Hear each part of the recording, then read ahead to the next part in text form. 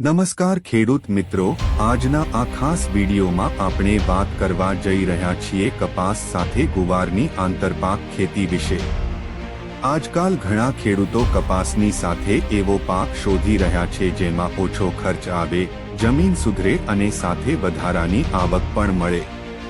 ત્યારે કપાસ સાથે ગુવારની ખેતી ખેડૂતો માટે ખૂબ જ ફાયદાકારક સાબિત થઈ રહી છે। ગુવાર એક દાળ વર્ગનો પાક હોવાથી જમીનમાં નાઇટ્રોજન વધારવામાં મદદ કરે છે, જેના કારણે કપાસના પાકને પણ ફાયદો થાય છે। ખાસ કરીને ઓછા વરસાદવાળા વિસ્તારમાં ગુવાર સારી રીતે ઉગે છે અને ઓછા પાણીમાં પણ સારો ઉત્પાદન આપે છે। હવે વાત કરીએ વાવણી પદ્ધતિની। સામાન્ય રીતે 2 અથવા 3 લાઈન કપાસ વચ્ચે 1 લાઈન ગુવાર વાવવામાં આવે છે। કપાસનું અંતર લગભગ 4 ફૂટ રાખવામાં આવે છે, જ્યારે ગુવારના છોડ વચ્ચે 6 થી 9 ઇંચનું અંતર યોગ્ય માનવામાં આવે છે। ખેડૂતો પૂસા નવહાર જેવી ગુવારની જાતો પસંદ કરી શકે છે।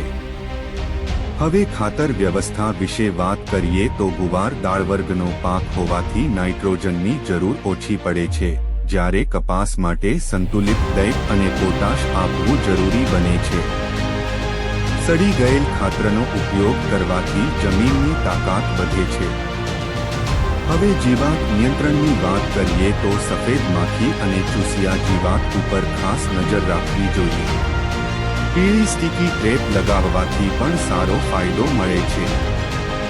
સમયસર દવા છંટકાવ કરવો જરૂરી છે। મિત્રો, કપાસ સાથે ગુવારની ખેતી કરવાનો સૌથી મોટો ફાયદો એ છે કે ખેડૂતોને એક સાથે 2 પાકમાંથી આવક મળે છે, જમીન વધુ ઉપજાઉ બને છે અને ખેતીનું જોખમ પણ ઓછું થાય છે।